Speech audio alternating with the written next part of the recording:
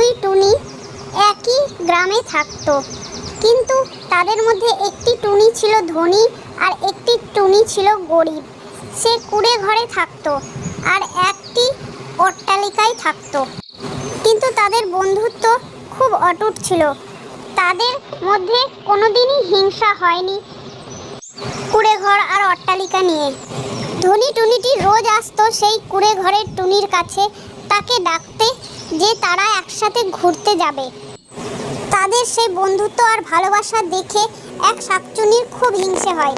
তারা ঘুরতে গেলে শাকচুন্নিটি সেইখানে তাদের উপর নজর রাখে যে তারা কখন আলাদা হবে আর তাদের মধ্যে একটিকে সে খেয়ে নেবে।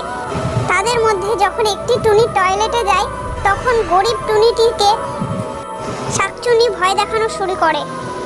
শাকচুন্নিটির ভয়ে টুনি পাখি জোরে জোরে কাঁদতে শুরু করে। তার কান্না শুনতে পেয়ে এক পরী সেখানে আসে আর তাকে বাঁচায়। তারপর টুনি পাখিটি পরীটিকে ধন্যবাদ জানায় আর তখনই তার বান্ধবীও সেইখানে চলে আসে। তারপরই দুই টুনির বন্ধুত্ব করিয়ে দিয়ে আবারও পরীটি সেইখান থেকে চলে যায় নিজের দেশে। তো বন্ধুরা, পরীর এই গল্পটি যদি তোমাদের ভালো লাগে তাহলে গল্পে লাইক শেয়ার কমেন্ট করে দিও আর চ্যানেলটাকে সাবস্ক্রাইব করে দিও। তো দেখা হচ্ছে পরের গল্পের সাথে। আর পরীর দেশে যেতে তোমাদের কেমন লাগে অবশ্যই কমেন্টে জানাও।